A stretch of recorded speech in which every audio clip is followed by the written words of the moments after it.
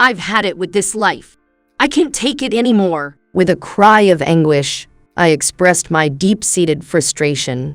My husband, who was in the living room with me, looked at me blankly for a moment, but soon his face contorted in disbelief. "Limit? What are you talking about? You're being ridiculous." Staring daggers at him, I felt my patience wearing thin. I'm at my wit's end. I've been told to do all the housework, and I'm working too. And yet, every day you guys keep complaining about it. I'm quitting this life. At my declaration, my husband's face twisted even more. "Quit? Then who's going to take care of the housework?"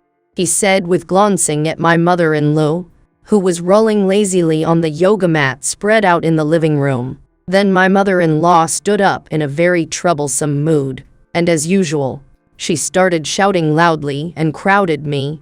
This is how my mother-in-law puts pressure on me. "What are you saying? Limit? Quitting this life? Don't be absurd. A housekeeper can't be this spoilt." I had realized this long ago. Neither my husband nor my mother-in-law ever saw me as a part of the family.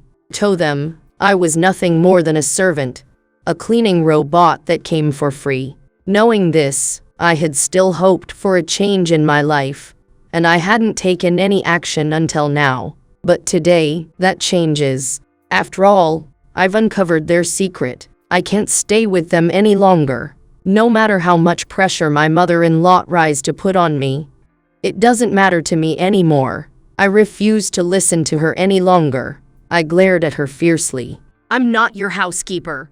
I'm leaving this house and getting a divorce." With that, I thrust the divorce papers at my husband. Thus began my revolt. My name is Linda. I'm a 26-year-old office worker. My husband, John, is 3 years older than me, and I met him through a college senior. We met about a year after I graduated from college and joined a company. Invited to a drinking party by a college senior. I found out it was a matchmaking event, and I had been called in as a last-minute addition. Among the men there was John. I wasn't too keen on the idea of a matchmaking event at the time, but everyone was just having fun eating and drinking, so I ended up enjoying myself, thinking meeting there must be fate. We exchanged contacts and started hanging out more. Gradually, John and I started talking and became attracted to each other. "I love traveling. I enjoy the escape from everyday life," he said. "I love traveling too. Recently, I've been interested in glamping," he said, finding common ground in our love for travel. We even planned trips together. Eventually, John confessed during one of our trips, and I saw no reason to refuse. We started dating. Our relationship seemed smooth even from an outsider's perspective. Our college seniors, friends, and the guys from the matchmaking event even celebrated when we started dating. Of course, we promised to invite all of them to our wedding. But before the wedding, I had one worry. It was when John and I went to announce our marriage at his parents' house. It was my father-in-law, George, who brought the tea and sweets on a tray. Then my mother-in-law, Dorothy, yelled at him. "You're so slow. These should have been ready before John got home." Observing their interaction, I understood that not all marriages were harmonious, but I didn't expect them to reveal such discord to me. A guest at their house for a marriage greeting. Isn't it normal to hide such dynamics from outsiders? Such power dynamics seemed inappropriate to display to me, a stranger about to marry into the family. I was inwardly taken aback by this scene. George, sensing my discomfort, bowed towards John and me. "You must be Linda, John's fiancé. As you can see, John is a very capable man. You've made a good choice." Choice? She compared my marriage to John to a shopping decision. I was in disbelief. It seemed as if Dorothy thought I was marrying John for his status or something similar. I couldn't just say, "No, you're wrong," as it would seem like I was denying John's worth. So, I played it safe. "Truly, John is a wonderful person." Dorothy seemed unimpressed by my mundane response, but I was relieved to get out of the situation without incident. "Please take good care of our son. George said, bowing to me. However, Dorothy interjected, nudging George. There's no need to ask her to take care of John. If anything, we're the ones who'll be inconvenienced. I was taken aback again. In any marriage, some shortcomings are expected. However, to assert so one-sidedly that John wouldn't be a burden but I might be, felt somewhat overbearing and made me feel untrusted. The meeting with my in-laws ended on that note, leaving me disheartened. When alone with John later, I voiced my concern. Do you think your mom dislikes me? John looked surprised, then laughed it off. No way, she's always like that. Don't worry about it. If that was her usual behavior, it was problematic in its own way. But I had to trust John's judgment. Despite feeling uneasy, I decided to put Dorothy's words and actions behind me. John and I hadn't discussed living with his parents, and after marriage, it seemed unlikely we'd live with Dorothy. So, I optimistically thought of limiting my interactions with her, expecting minimal contact except for special occasions. Hey, Linda, where's the beer I always drink? It's not in the fridge. Can you go buy some now? You've already eaten dinner and are about to take a bath. Wouldn't it be better to hold off on the drinking for tonight? I responded, trying to reason. Despite it being just one can, John, not the best with alcohol, would get flushed, sing loudly, and tease me after just one drink. This behavior often left me feeling apologetic to our neighbors for any disturbance. Why are you denying me my only pleasure after a long day at work? Since when did you become so authoritative? John retorted angrily. His use of you in such a derogatory tone was off-putting. I've always believed that calling someone you in such a manner is a clear sign of disrespect, an implication of looking down on the other person. At that moment, I realized that John had started to belittle me. Though I had done nothing to betray his trust or commit a grave error, our only mistake was getting married. It became clear that marriage had unveiled John's true colors. His condescending attitude towards me mirrored Dorothy's behavior towards George. This worrying pattern in John's behavior was not about to change on its own, and as I hesitated to address it, things took a turn for the worse. One day, I came home to find Dorothy lying on my yoga mat, munching on rice crackers and watching TV. Mom, what are you doing here? I stammered in surprise. From today, I'll be living here, she declared. John emerged from his room, adding nonchalantly, That's how it is. Confused and overwhelmed, I protested. Why are we living together? This was never discussed. John frowned, annoyed. I decided it, so you just have to follow along. Don't question me. As I tried to digest this sudden change, Dorothy approached me confrontationally. Do you even understand your place? You wouldn't survive without John. You're getting too big for your boots. I was taken aback, unable to move. Meanwhile, Dorothy marched to the fridge, flinging open the door. What's all this? Prepared meals? A proper wife doesn't do such things.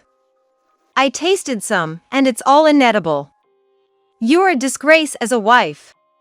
In front of my eyes, she started dumping the contents of the containers I had prepared for John's snacks. Mom, what are you doing?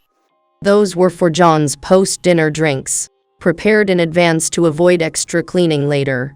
John knew this. Dorothy continued her tirade, ignoring my pleas. John just watched, smirking. When I tried to stop her, she shoved me away, causing me to fall. This wasn't the marriage I signed up for. Tears threatened to fall, but I held them back, knowing it would only fuel their behavior. Dorothy's declaration to stay wasn't a cruel joke. She remained, constantly undermining my efforts. Any prepared food was thrown away by the time I returned. The house was a mess, and she refused to help with any chores, seemingly increasing my workload intentionally. This unsustainable living situation was breaking me down. During this tumultuous time, I received a concerned message from some old friends and a senior colleague I met at a mixer years ago. Reflecting on it, I realized that since my marriage to John, I had been so caught up in taking care of him that I had barely any time to stay in touch. Their message read, Are you okay? How's your married life going? I couldn't help but laugh bitterly as I replied, It's not going well. I'm at a loss about what to do. They suggested meeting up without John, a proposal that intrigued me. John would get angry if I interfered with his plans to go out, yet he never allowed me to attend any gatherings myself. Nighttime outings were impossible, but I realized I could use my daytime leave when John wouldn't notice. Agreeing to this plan, my friends were supportive. At the gathering, all the members from that mixer were present, except John. The men seemed tense, and one of them, who worked with John, began to speak uneasily. He revealed that John had been bad-mouthing me at work, calling me inept, slow, and useless.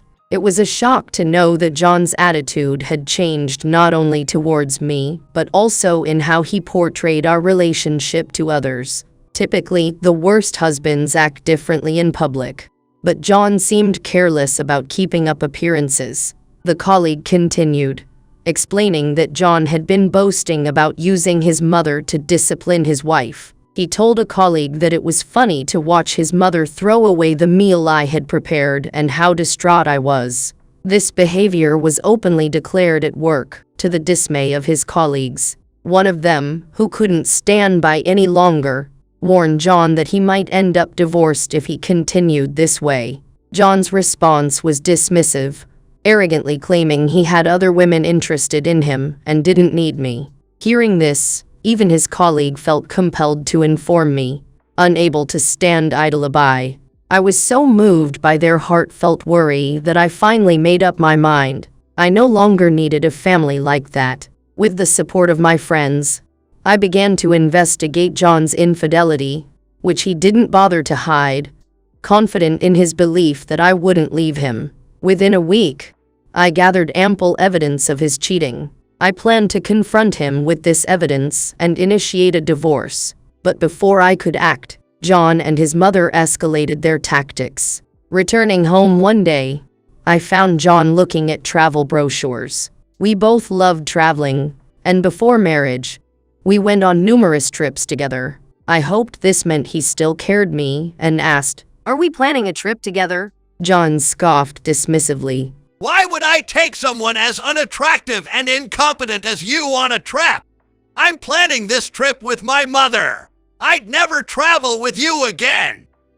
It hurt to hear this, especially since he had never allowed me a day off from household duties since our marriage, denying me any chance to travel. It was painfully clear that he no longer considered me family. In that moment, I couldn't hold back any longer. "I can't stand this life anymore.